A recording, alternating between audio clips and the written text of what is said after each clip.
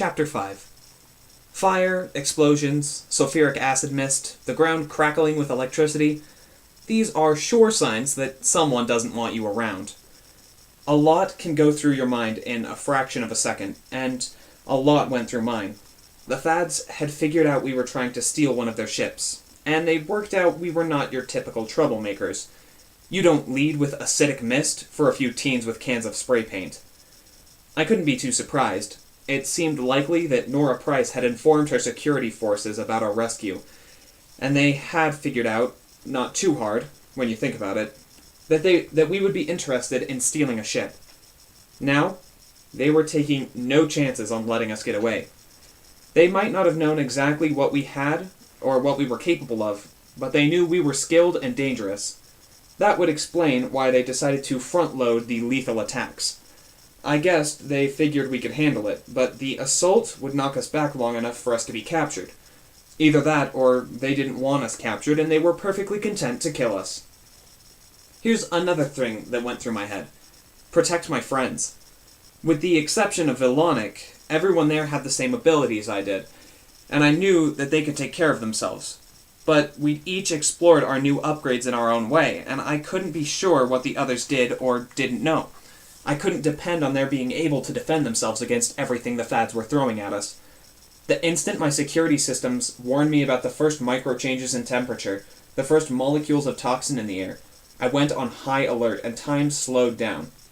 I'm not saying that time seemed to slow down. It wasn't like how you have a whole bunch of thoughts run through your head in a split second before a crisis. I'm not talking about my reflexes growing sharp while the adrenaline kicked in, though there was plenty of that as well. No, this was some kind of defensive protocol I didn't know existed, which caused my senses and reflexes to speed up while creating the illusion of the world around me moving at about 1/8 normal speed. My best guess was that sometimes the upgrade suggested solutions to problems even when I wasn't looking for them. Maybe it was like how Steve had known how to reverse a tunnel back when we'd stumbled on all those Fad ships. I hadn't been searching for a skill to use, but one had popped on my HUD, and I ran with it. It was like being in the Matrix.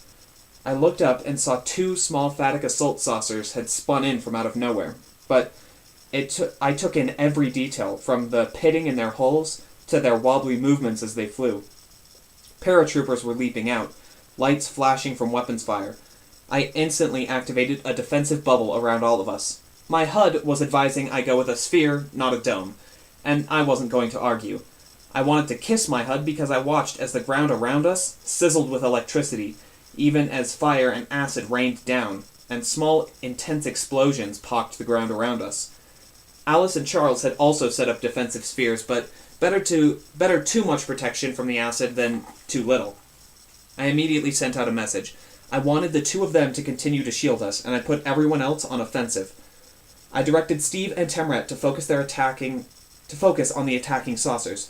Dr. Roop and Misun began to pick off individual fighters. They came looking to squash us like bugs, but they weren't prepared for the bugs being unsquashable. Obviously, they knew we had upgrades, but they had no idea the extent of our abilities. They probably thought they were coming in with overkill, but other than almost catching us by surprise, they had nothing we couldn't handle. They'd had one chance to hit us before we detected them, but our tech made even that impossible. The sense of slow motion made everything easy. While I sent individual paratroopers reeling into unconsciousness, I was aware of Steve and Temret summoning spheres of plasma energy out of the ether and lobbing them at the incoming attack saucers. They seemed to be using a targeting feature because I saw one of Temret's energy spheres hit an engine exhaust directly. Hot metallic chunks of the saucer were ripped away, and the vessel began to spin wildly towards the ground. Another saucer looked like it had been struck by an enormous baseball bat and went twirling towards the cosmic fences. My enhanced perception picked up the splash of it landing in the Hudson River. All of the paratroopers were unconscious before they hit the ground. They lay motionless in their protective suits, while the fire, acid, and electricity dissipated. We stood silently in our bubble, as the flow of time returned to normal. But I felt anything but ordinary. Excitement seemed to tingle across my skin. They'd found us and they'd hit us hard, and we hadn't taken a scratch. We remained motionless and silent for more than a minute until our environmental sensors told us it was safe to shut down the protective bubble. Then, with nothing else to slow us down, we began to hurry towards the ship we'd selected. I'd not gone 10 feet before I saw something streaking across the sky towards us.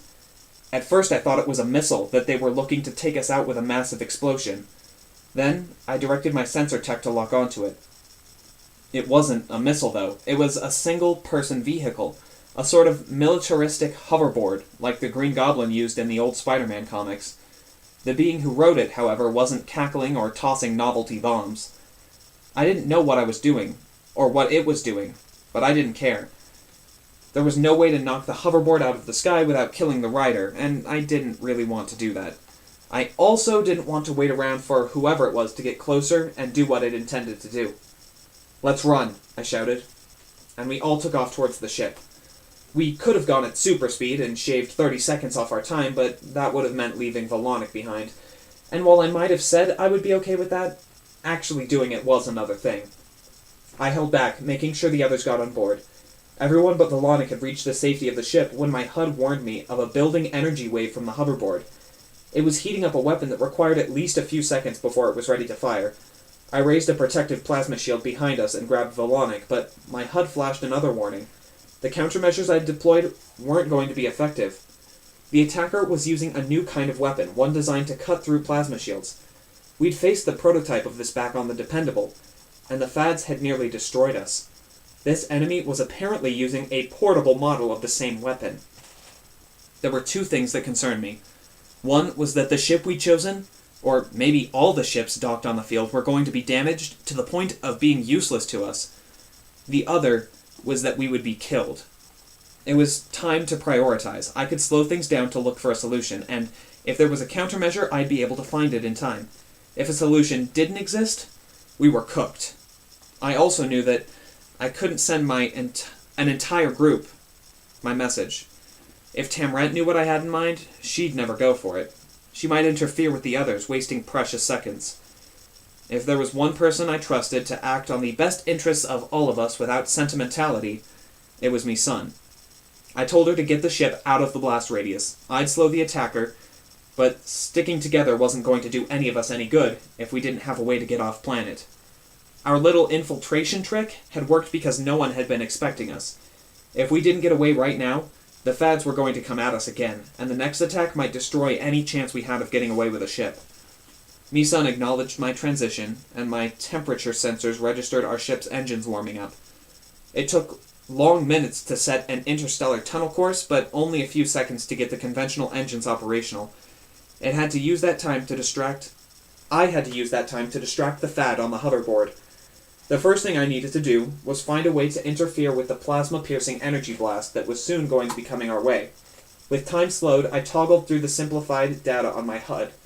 Back on the Dependable, Captain Quassel had neither the time nor resources to do what I could now do in a fraction of seconds.